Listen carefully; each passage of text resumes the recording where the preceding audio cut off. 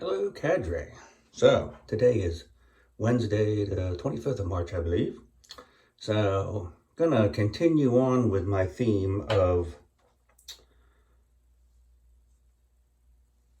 communist-made razors. So, I had two Russian razors prior to this one, and this is my Double Arrow 66 Chinese-made razor. Vintage. I'm not sure when they were made or stopped made. This one, I believe, is the older one. I want to say 50s, 60s, maybe 70s. I don't know. It's not one of the current Chinese ones that you get for like $5 off of eBay or Amazon or whatever. The gold dollars or anything like that. Although I wouldn't be opposed to giving one of them a try. There's some people that mod them up and do things, and now they're even making them with, they got ones that are made to look a little bit like Sheffield ones and all that stuff. So I think they're trying to get in on the niche kind of market of straight razors. And the soap is brought to you by Dave in Kentucky. This is SV Tundra Arctica. Has an interesting smell to it. I would, it's kind of perfumey, but maybe cologne-y. I don't know.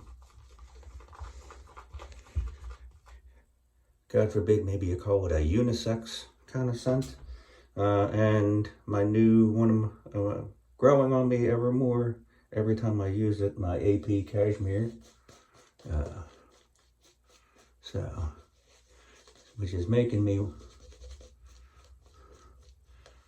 since my dad's older, and I don't want to possibly give him the Wuhan flu and all, I might farm out making the handle to my cashmere knot that I got from him.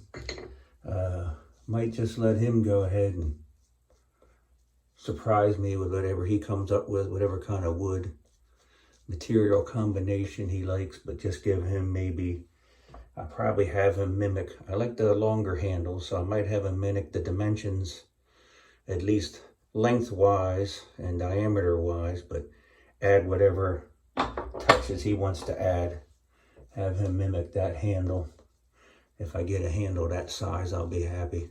I don't like them too stubby. Some of you guys have them ones with the real short stubby handles and all, and that just, I don't know, for some reason seems to me be not big enough.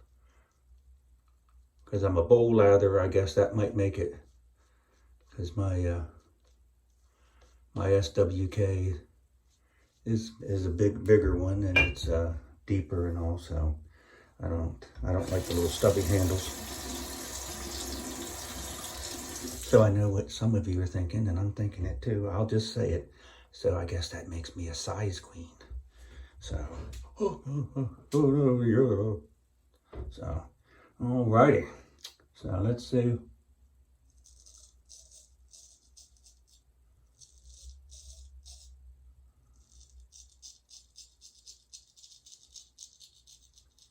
I wish they made these in square point, because I'm more of a fan of square points, but same with the vast majority of the Russian razors. I have seen a few on eBay that were square point, but they are in the vast majority, or vast minority.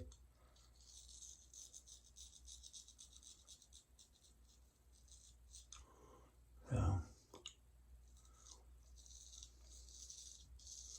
hope all you guys had a good Wednesday. I did enjoy your video, Dave, heading out to work and all. Yeah, the Tesla for an electric car. I guess it's a cool car.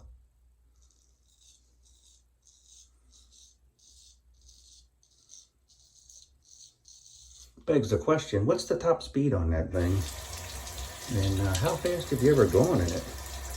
I'd be curious. I hear they're kind of sporty. A good bit of torque on them. I guess it's DC motors in them.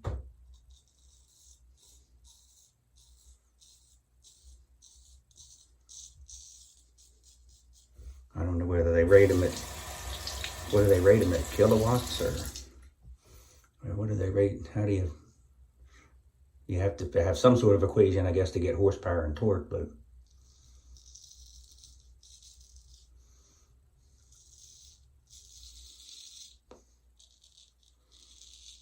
I'd have to do a little Google foo and all, and I don't know exactly which model you have. I guess maybe they have sporty models and plain Jane models, I guess, or something, but like the 0 to 60 and all that.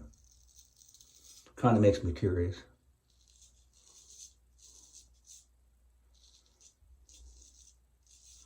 Now, like for instance, my dump truck, if I'm unloaded, I can spool it up, power brake it, spool it up and get it on the turbo, and manually shift the automatic transmission. And I've actually surprised quite a few people with like them being next to me at a red light.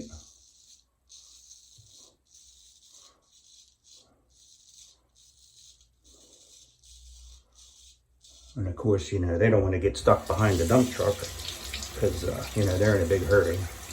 And light turns green, and I surprise them with, it's not as slow as you thought it was when it's empty. When it's full, well, of course, pesky old physics comes into play.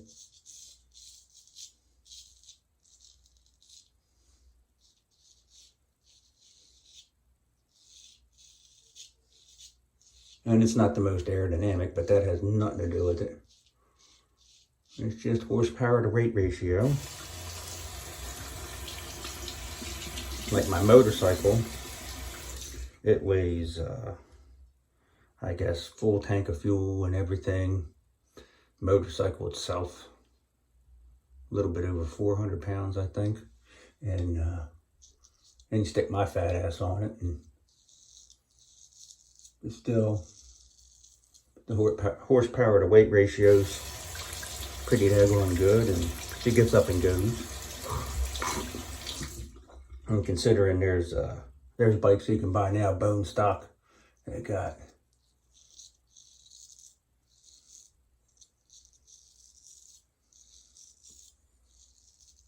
like one same displacement. Mine's 1000 cc's, but it's a twin, it's not a 4-cylinder. Now Ducati's making V4s, racing them, doing really well and all. And now you can buy bone stock 1000 cc 4-cylinder bikes, coming up close to 200 horsepower and all, and traction control and different fuel maps and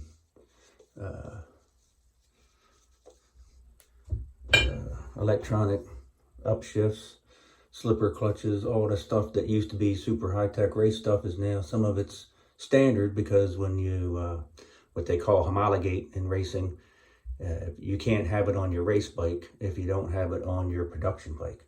So every manufacturer will they have to make a minimum amount of bikes for sale to the public that have those features, and then they can use those features in a bike in race trim, race bike. So, and when like I first started doing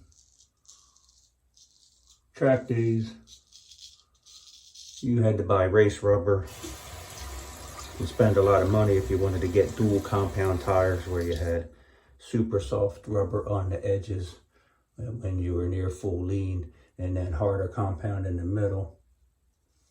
Then that became Michelin, come out with their Pilot Power, and then like for $100 for a front tire and about 140 for a rear tire, you could get dual compound tires. And I rode them for a couple years, switched over to Pirelli's, more along the lines just because that's what my track day club used, was sponsored. Got discounts with Pirelli's. And then last couple times I was at the track, I started running Bridgestone Battle Axe track day tires, and BTO 13s or 14s, I think they were. And they were, of course, dual compound. Now they even got, for cruisers, like the guys on the Harleys and all that stuff, even though they're going slow, in the middle of the tire, they've got a really hard compound.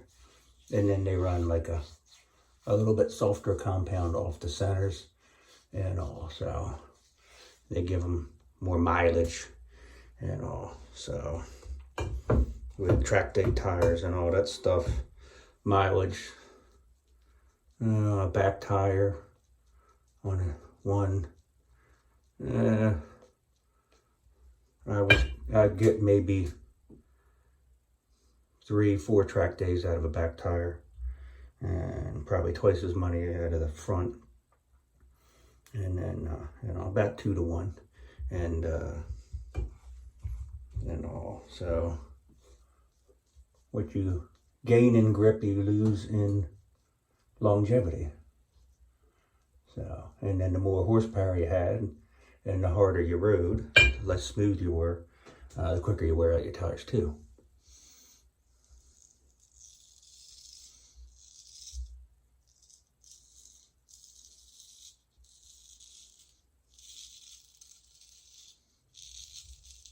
So this SV soap is really good soap base. Another one of the ones, I believe it's non-tallow. All their soaps are non-tallow, as with the Nuova Rosa, which is surprising because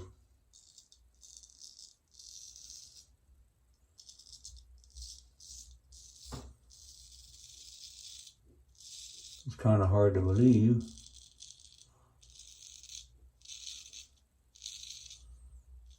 They get a soap to perform like that without having the tallow in there, but it is possible. A lot of people rave about the Martin DeCandra soaps, and I tried a sample, and I don't know, I just wasn't blown away. I don't know, maybe a heresy to some of you guys. I don't know. You're other guys that have tried it and loved it and swear by it, but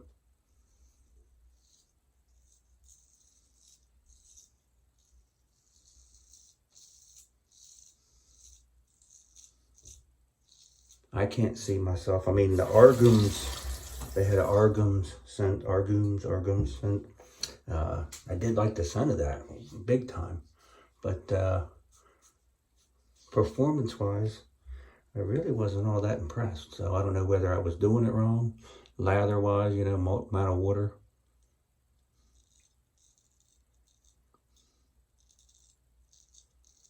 So, on the home front here, went to the doctor's today with the missus.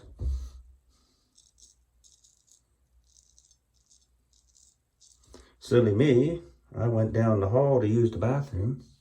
She was sitting in the waiting room when I left. When I came out, she'd already been in to see the doctor and came back out and was setting up her appointment for 2 months from now.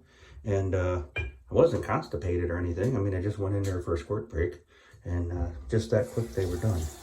So I didn't, but of course I didn't have to be there because I didn't have anything done to me.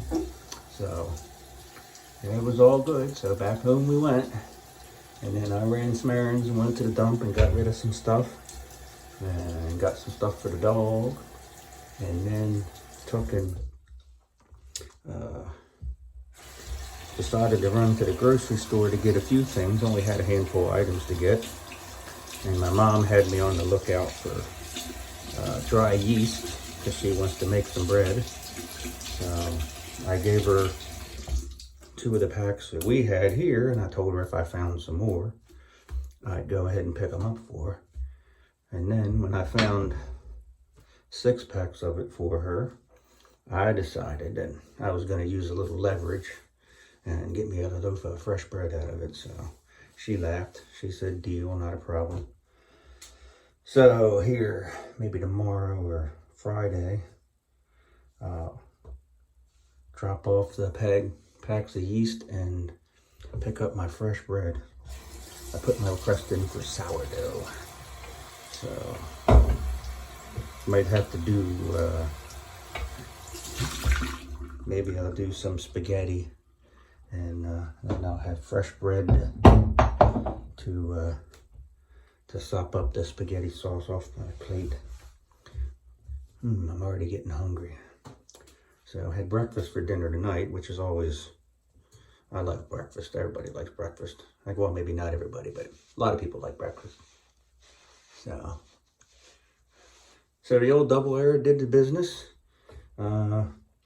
This one I got was basically new old stock. Never seen any homes, and homed up pretty easy.